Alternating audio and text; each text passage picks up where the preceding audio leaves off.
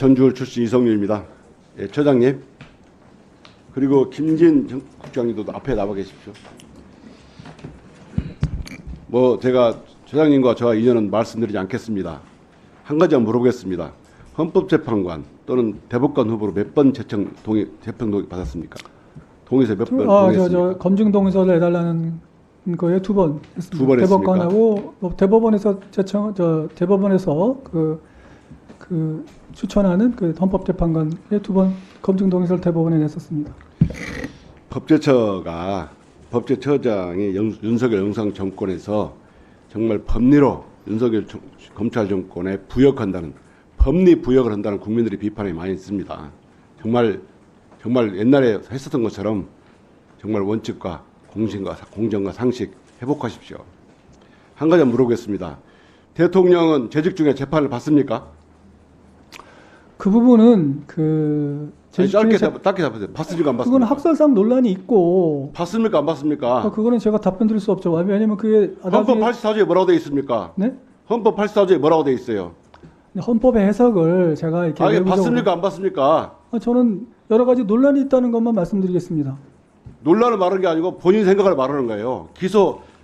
헌법의 84조 해석상 대통령은 재직 중에 재판을 받습니까? 법정에 나가야 됩니까? 안 나가야 됩니까? 재직 중에 재판이라고 일반적으로 말씀하시면 거기에 대통령. 그러니까 거기에 대해서는 본인 생각을 말씀하시라는 거예요. 그거는 찬반 양론이 있고 지금 그 헌법재판소에서 판단한 사항에 대해서 보여주십시오. 제가 말씀드리기 좀 곤란합니다. 네. 책을 봐도 어느 책을 봐도 대통령 재직 중에는 불소추특권의 본질상 형사재판권을 행사할 수 없다고 되어 있습니다. 대통령은 재판할 수가 없어요. 그런데 대통령 재직 중에도 재판을 받아가지고 유죄 확정되면 문제가 된다. 이건 말이 안 되는 겁니다.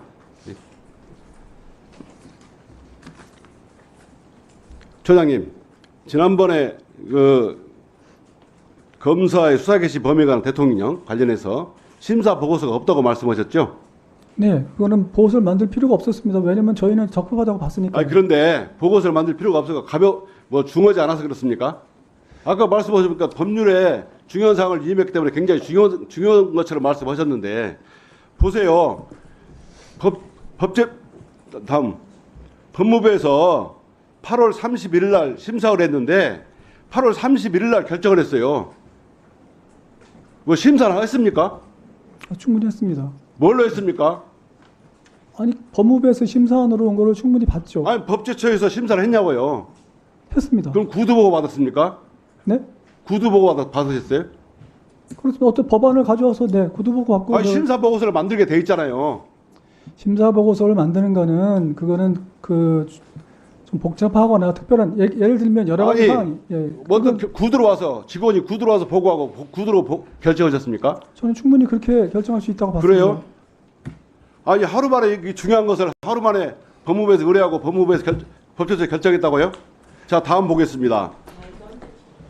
이게요, 법제처 법제업무 편람을 바꾼 것이 수상합니다. 이게 2020년도에 보면 심사 보고서를 작성해서 의무화되어 있었어요. 예? 근데 자, 김진 국장님, 이걸 갖다 심사 보고서를 임의적으로 바꾼 것이 언제입니까? 예, 법제정책국장 김진입니다. 이제 22년도 국회에서 이제 심사경과 보고서 편람. 짧게 얘기해서 언제예요? 23년 초입니다. 왜 바꿨습니까? 22년도에 심사경과 보고서를 이렇게 체계적으로 관리하라는 그런 지적이 있어서 그 지적에 따라서 심사경과 보고서를 근데 왜 바꿨냐고요? 예, 그 말씀드린 대로. 그전에도 법제업무 편람에 의해서 심사보고 작성해도 아무런 문제 없이 잘 돌아갔잖아요. 근데 왜 갑자기 바꿨냐고? 의무적으로 작성하는 자료는 아니고요. 임의적으로 작성할 수 있도록 바꿨잖아요. 제가 말씀을 드리겠습니다. 네, 들어가세요. 처장님. 네. 하루 만에 법무부에서 심사 의뢰가고 하루 만에 결정한 것은 처장님 말씀에 지금 의원들 질문에 그렇게 중요하다고 말씀했는데도 불구하고 심사를 안 했다는 것밖에 안 보여요. 국회에서 심사보고 작성하지 않았다고 계속 질책을 하자 이 법제법 변화를 바꾼 겁니다. 의무적에서 임의적으로 바꾼 거예요. 더군다나 이렇게 되면 모든 걸 지금 법제처는 중요한 것을 구두로 하고 있습니까? 국민들은 어떻게 법제처에서 문서로 작성하지 않고 구두로 작성을 심사하고 답변 드려도 되겠습니까? 예? 네, 짧게 하세요. 네. 아까 그 법무부의 그 검사 수사 개시에 관한 대통령령은 저희가 이미 그 사전 심사 의뢰가 들어와서 8월 10일자부터 시작해서 사전 심사가 진행됐다는 점을 말씀드리고요. 하루 만에 심사한 건 아니고요. 그 심사 경과 보고서 작성과 관련해 가지고 업무 편량을 바꾼 것은 그게 원래 이전에도 그게 반드시 작성해야 되는 것이 아니고요. 어쨌든 저희가